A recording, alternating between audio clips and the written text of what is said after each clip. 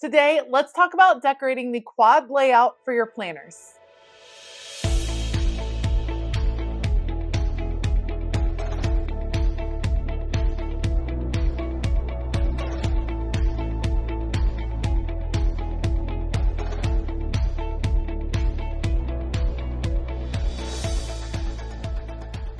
Hey y'all, I'm Elisa, the Scrappy Wife behind ScrappyWife.com, and today I'm decorating 3 custom planner spreads, all that are the quad layout, which is one of the most popular layouts in my shop right now. So we're going to do a self-care spread for Donna using the Find Your Balance sticker book from the Happy Planner, an oldie but a goodie. Janet requested a junk journal style spread, so I've pulled out a fun collection from Photo Play that we are going to play with for her. And then we have another one for Julie, who requested a bright birthday theme. She has several birthdays for family members and friends all in one week, so we're going to create a beautiful spread for her. We're going to talk about how to add function and fun to those quad layouts. So as always, I will link everything that I use down in the description box below. Otherwise, let's go. All right, we are going to start with Donna's Spread, and I am using the Find Your Balance sticker book. I believe this was in a Be Happy box a couple of years ago. It has a very zen feel to it. It just is beautiful and has a bunch of encouraging statements, and I thought it would be great for a self-care spread. Just a lot of encouragement, which I think would be a great theme for all of us to use at the beginning of the year, and truthfully, maybe once a month, like a huge encouraging spread to just help us towards our goals. So I started with a little bit of washi tape.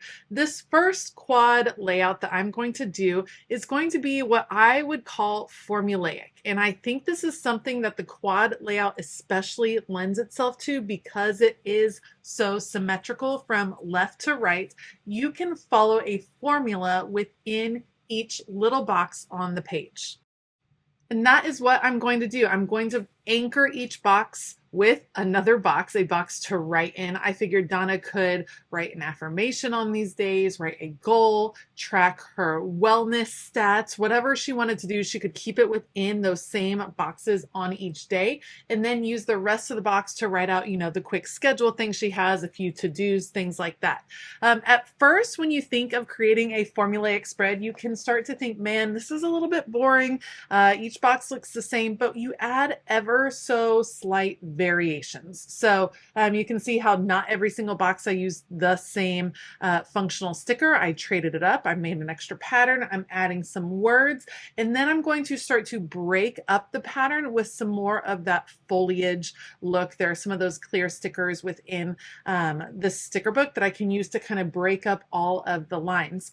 There is nothing wrong with finding a formula for a layout that works for you and using it over and over again and just changing out the types of stickers, the themes, things like that. That really adds a lot of functionality to your planner. It helps you to start planning faster, especially if you're new to creative planning or decorative planning.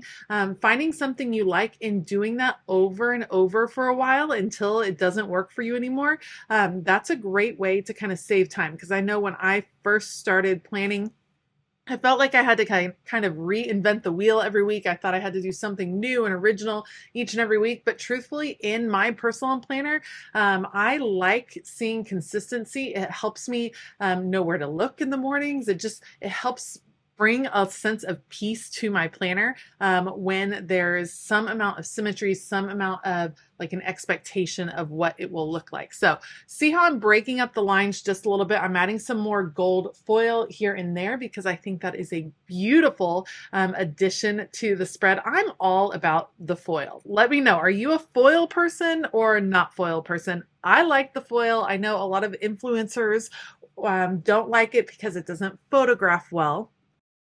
But for me, it looks beautiful in person, and so that's kind of how I plan, and I think Donna will like how this comes together as well. All right, I'm going to add a few bullet points. I'm using the bullet points I do every other line in the quad layout, just in case my handwriting's a little big and I can't fit the whole task within one line. I'd like to add that little space just in case. And I'm also using the bullet points to make sure that the color is moving around the page appropriately. So adding a little bit more blue to the left to balance out the blue on the right, and so on and so forth with all of the different colors on the page. And then I decide, you know what, I'm just going to put that right there so she can add the month that she ends up using, and then a couple more decorative stickers, and that's going to be it. It comes together very quickly when you use a formula, but I think it is beautiful and striking. And Donna, I hope that this spread inspires you to kind of take a week of self-care. Give yourself a, a few special treats on this particular week, and be encouraged by all the affirmations on the page. Let me know what you think of Donna's self-care quad layout down below, and let's move on to Janet's. For Janet's quad layout, she requested a junk journal feel, and that's going to be the opposite of a formulaic spread, because I think junk journal pages feel like you just dropped a bunch of supplies from up top. They kind of landed scattered across your desk. I know that's what my desk looks like most of the time, just supplies every which way. And a beautiful junk journal spread looks like they just fell effortlessly into a beautiful collection across your page. So that is what I'm going for here on Janet's spread. The collection that I am using from Photoplay is called Our Friendship Through the Years. And I thought this very much had a Galentine's type feel. I thought this would be a great one for Janet to use the week of Valentine's, but I also think you can use it pretty much anytime. I am mixing and matching papers. These are all scrapbook papers from that collection. Some of them I am leaving with clean edges, and some of them I am tearing the edges to add a little bit more texture. On this particular spread, I am going to do a lot of layering. With a quad layout, there is so much writing room for each and every day. There's so much writing room, that's what makes it very functional. However, when you start to decorate, it can take away some of the functionality, because you can see I am putting a lot of paper on these pages. It's covering up a lot of the writing room. Will Janet still have a place to write? Yes, she will, because I am considering all of these papers more of a background situation. They're creating a background layer, and then on top of that, I'm going to layer functional boxes. That serves two purposes. First, it adds some cool depth to the spread, makes it a little bit more interesting, increases the functionality, and it definitely enhances that junk journal feel, because junk journaling is all about layers, layers, layers, layers. With the quad layout, just like with other layouts, in order to add as much decorative elements as I can, but not take away from the functionality, I tend to go outside the box, meaning I do a lot around the edges of the paper. You can see going off the edge. I do a lot down the middle of the two spreads, the two halves of the spread, and then I just simply cut them apart, repunch the holes. But that gives you the opportunity to add a decorative punch to the page without taking away all of the functionality, all of the writing room, all of that. So once I'm pretty happy with where all the papers are going, I am getting them down on the page. I repunch the holes. Now I got to make a plan for boxes. I opted to go with black boxes. I choose boxes from Mojo Jojo Plans. I'm actually using her dashboard boxes and her regular black boxes book in this particular spread. And you can see I'm using sticker guides to kind of figure out where can I layer these boxes that it makes sense and that it increases the writing room for Janet. I actually think Janet uses this layout for her creative journal, which is what I use the quad layout for. I love it for my creative journal. So I want to give her lots of opportunity to write, but if she does happen to use this as her catch-all, then a box per day is a really good idea to plan for if you're planning ahead and you're wondering, how many boxes do I need? What if, how do I know what I'm going to need if I'm planning a week in advance? Well, I always like to include at least a box a day just to give myself some room. And then if she needs to add more boxes, I'm going to work under the assumption that Janet has some black boxes that she can add to this spread as needed.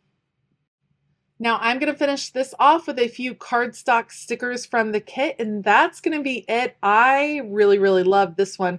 Janet's Junk Journal Quad Layout Spread. Let me know what you think of it down below, and let me know if you think it has a Valentine's feel to it. It definitely does to me. Let's add a few more little stickers. Those finishing touches make all the difference. Last but not least, in our quad layout planning extravaganza is Julie's spread. And she has a week in February where her son has a birthday and her mom has a birthday. And so she asked for a bright, colorful birthday spread. Now, I have recently been avoiding going really birthday heavy on birthday spreads. I'm trying to use books that are not birthday books, but that still give a festive feel. So the books I'm choosing from, first of all, this is Alpha Basics from Kelva Plan. I'm also going to use another Kelva Plan book, Birthday Basics, which obviously is a birthday book. We're going to add some elements from that, but the primary book I'm using is from the Happy Planner, and it is called Mail Call. And I picked it because I love the bright colors. I love the pieces that look like letters and notes. And I thought, you know what? A birthday is a time where you receive a lot of letters and notes and things like that. So I thought it would go really well with the theming.